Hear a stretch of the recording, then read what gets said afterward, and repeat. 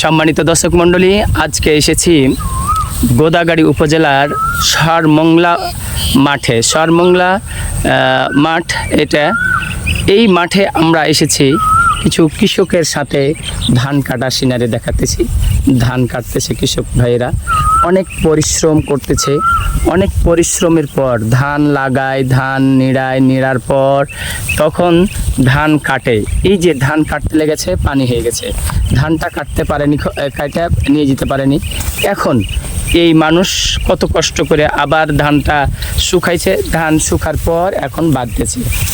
আচ্ছা ভাই, এই যে ধান কাটছেন, যদি একসাথে যদি বাঁধতেন তাহলে কত কষ্ট হতো নাকি?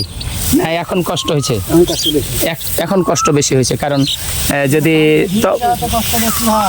জি জি হ্যাঁ হ্যাঁ, ভিজে গেলে, একবার ধান ভিজে গেলে অনেক কষ্ট হয়ে যায়। তারপরে একবার উল্টালছেন আর একবার শুকাইছেন, তারপরে তখন উঠাইতে পারছেন। আবার যদি পানি চলে আসে আবার সেই কষ্ট।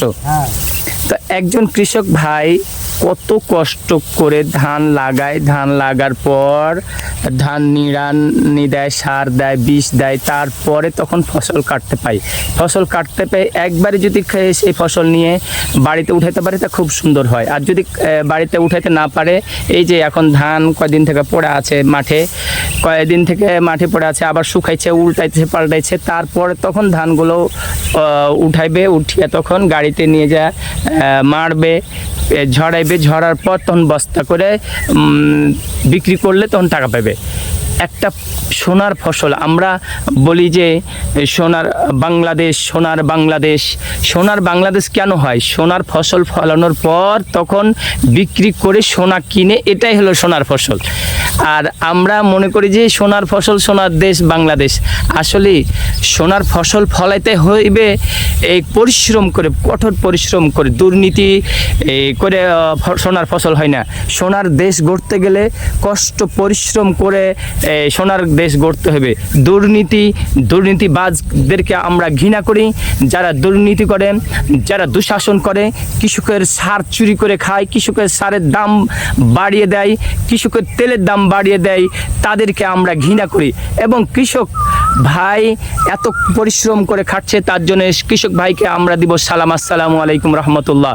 কারণ কৃষককে সালাম দিলে, একটু খুশি মনে কথা বললে কৃষক অনেক খুশি হয়ে যায়। টাকা যদি আপনি না দিতে পারেন 2 টাকা, কোনো সমস্যা নাই, কিন্তু আপনি কি একটু যদি হাসি মুখে কৃষককে যদি আপনি একটু হাসি মুখে কথা বলেন, একটা বিস্কুট খাওয়ান, এতেই যথেষ্ট, কৃষক অনেক খুশি হয়।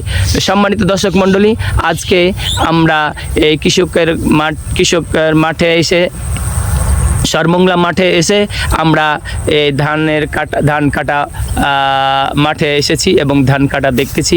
সবাইকে জানাই আসসালামু আলাইকুম ওয়া রাহমাতুল্লাহি ওয়া বারাকাতুহু। সম্মানিত